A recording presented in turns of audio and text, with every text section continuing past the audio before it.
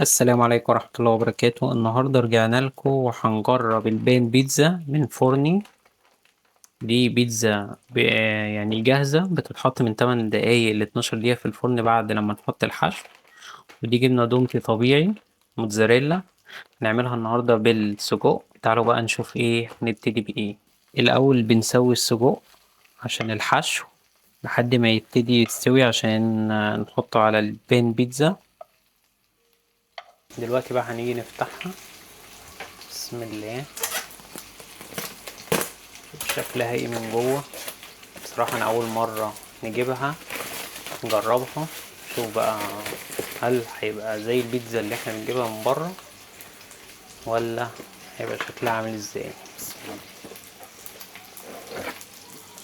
بصوا، هما دول 3 طبقات. هي عاملة زي العيش، يعني هي عجينة تحس ان هي منفوشة، بس ايه مش عارف، هنشوف كده. هنفتح اول واحدة.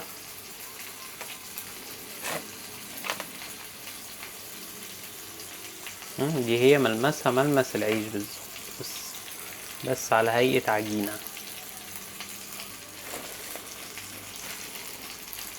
نحط نقطة زيت، نوزعه في الصينية،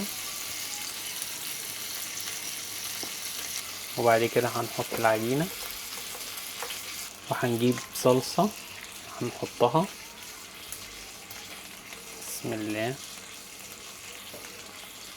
هندهنها كده.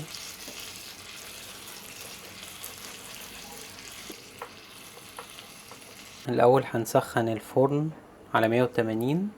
هنحط بقى السجق الحشو. طبعا انتوا ممكن تعملوها بقى بأطعمة مختلفة. نحاول نفرطه في كذا حتة كده، وبعد كده نجيب الزيتون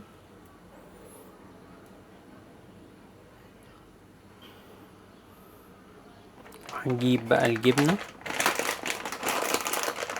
بسم الله. نحطها فوق الوش كده.